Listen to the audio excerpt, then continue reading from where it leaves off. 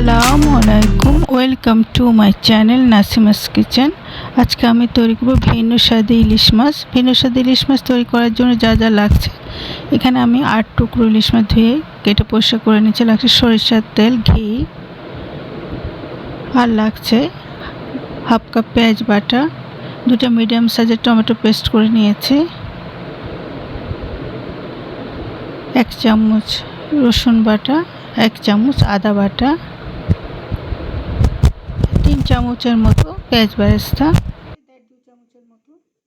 1.5 চামচ মরিচের গুঁড়ো, ভাজা জিরার গুঁড়ো, লবণ স্বাদ মতো।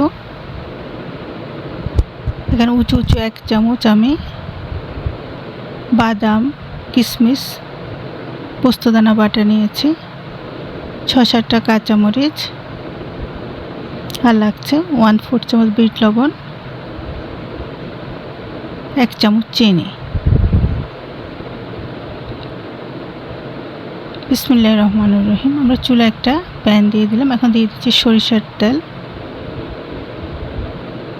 এই 4 চামচের মতো দিলাম, আর দিয়ে দিচ্ছি 3 চামচ ঘি।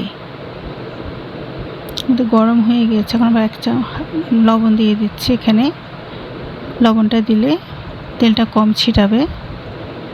তেলের সাথে আমরা নেড়েচেড়ে মিশিয়ে দিলাম। এখন আমরা একে একে দিয়ে দিচ্ছি পেঁয়াজ বাটা, দিয়ে একটু আমরা মিশিয়ে নিচ্ছি, একটু নেড়ে নেড়ে।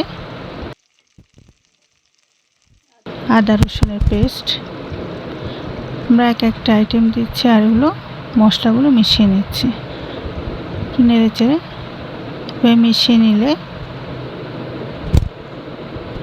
মশলার কাঁচা গন্ধটা থাকবে না।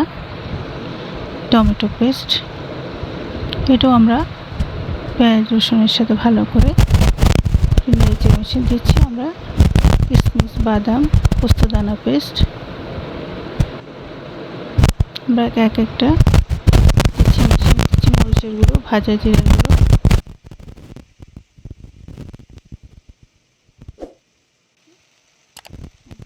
পেঁয়াজ পেস্ট।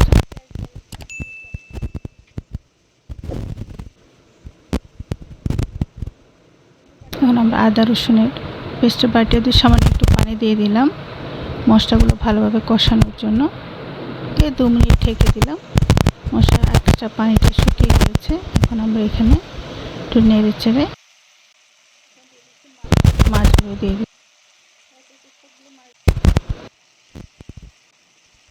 এই রেসিপিতে মাছটা একটু বড় সাইজের হলে খেতে বেশি ভালো লাগে।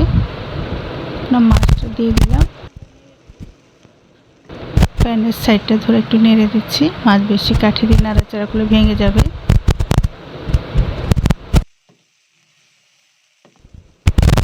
এখন আমরা সাবধানে একটা পাশ কষানো হওয়ার পরে মাছগুলো উল্টে দিচ্ছি, খুব সাবধানে মাছগুলো ভেঙে না যায়। এখন আমরা এখানে পানি দিয়ে দিলাম। এই বাটিতে আমরা 2 বাটি পানি দিয়ে দিলাম। দিয়ে দিচ্ছি বিট লবণ, দিয়ে আমরা এটা এখন ঢেকে দিব 7-8 মিনিটের জন্য। 7-8 মিনিট পরে ইলিশ মাছ রান্না হতে বেশ সময় লাগে না, খুব সুন্দর একটা স্মেল বেরিয়েছে। আমি লবণটা চেক করে দেখলাম, একটু লবণ লাগবে, লবণটা দিয়ে দিলাম। আর দিয়ে দিচ্ছি কয়েকটা কাঁচামরিচ জাস্ট ফ্লেভারের জন্য। আর দিচ্ছি এখন চিনি, এখানে 1 চামচ চিনি দিচ্ছি। এখানে 1 চামচ চিনি দিলাম। চিনিটা এই রেসিপিতে দিতে হবে, তাহলে পারফেক্ট টেস্ট আসবে। তখন আমরা এটা আবার 4-5 মিনিটের জন্য ঢেকে দিলাম।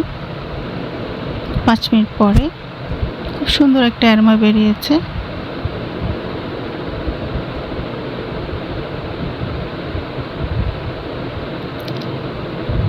চুলা বন্ধ করে আবার 5 মিনিট ঢেকে রেখেছি। ব্যাস তৈরি হয়ে গেল আমাদের ভিন্ন স্বাদের ইলিশ মাছ।